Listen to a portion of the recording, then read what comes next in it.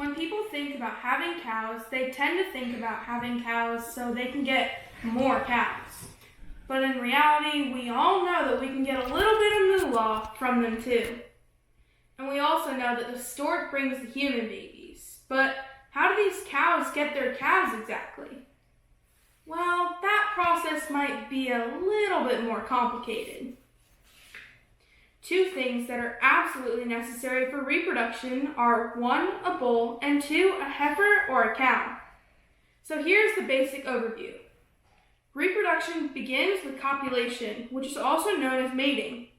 This occurs when a bull deposits his semen into a heifer or cow's reproductive tract.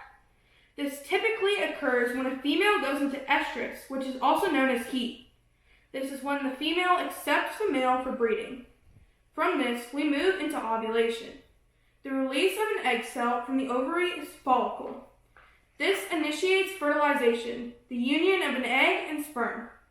Although usually a cow has 1 calf, the release of 2 eggs is possible, meaning twins aren't out of the question. After the gestation period, the female goes through parturition, which is the process of calving. During parturition, the female can experience difficulties called dystocia.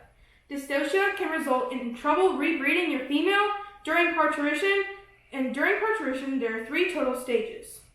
Stage 1 is the preparation stage. This is the stage where the water bag breaks. During stage 1, the cow or heifer will go up and down often and may urinate frequently. This stage typically lasts 2 to 6 hours. Stage 2 is when the cervix is fully dilated. The cow is actively pushing and often lays down. This should last 1 to 2 hours in cows, but can last 2 to 4 hours in first-time heifers. Stage 2 should end with the delivery of a calf. The final stage, stage 3, is the passing of the placenta. This usually occurs 6 hours after delivery.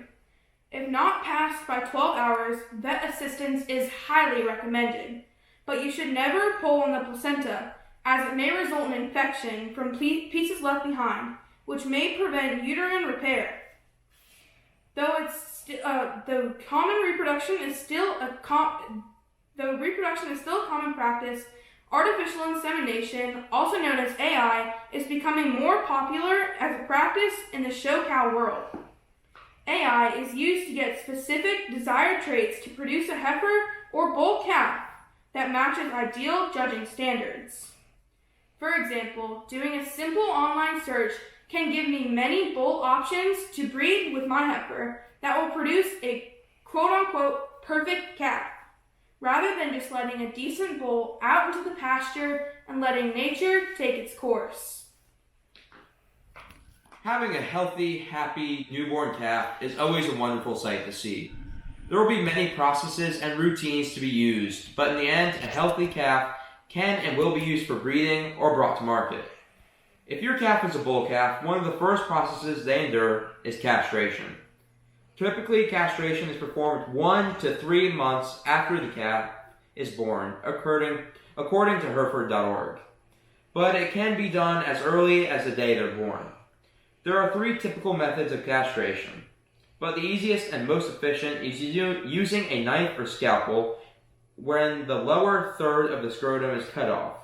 Then the testicles are removed by scraping the spermatic cord with a knife or scalpel blade. The wound is left open to drain. One important thing to note is that infection and excessive bleeding are possible.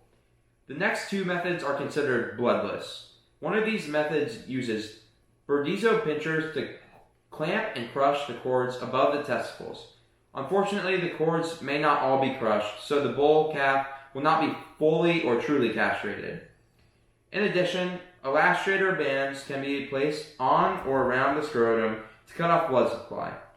The testicles will then waste away after 10 to 50 days.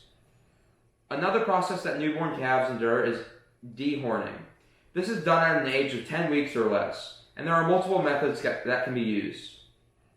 One method is the use of chemicals, in the form of liquids, paste, or caustic sticks applied to the horn button. The chemicals have to be dry before the calf is put back with its mother.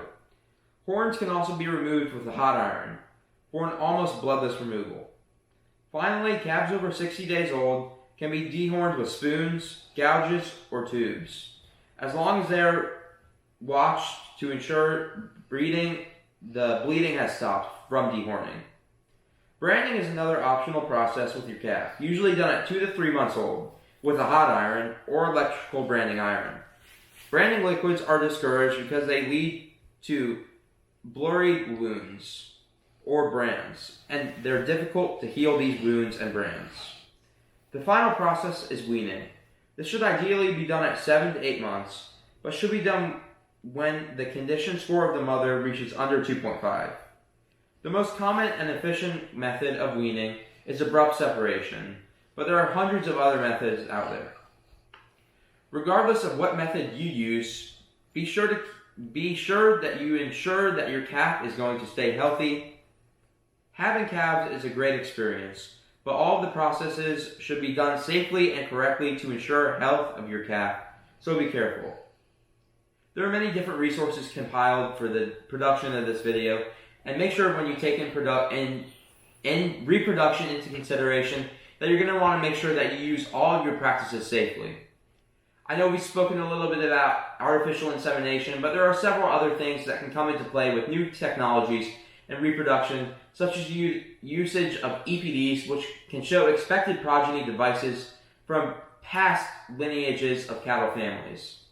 There are many different things we can do to improve our herds as seed stock operators, further improving our cattle breeds. It is very important that when taking into consideration reproduction, you're going to want to make sure to breed your cattle at the right time. You don't want to breed too early or too late, as this can cause reproduction problems in the future.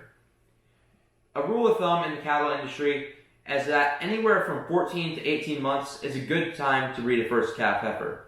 Just make sure that you're thinking of all the necessary information that needs to be taken into account for you to make sure that all practices are done safely. Thank you.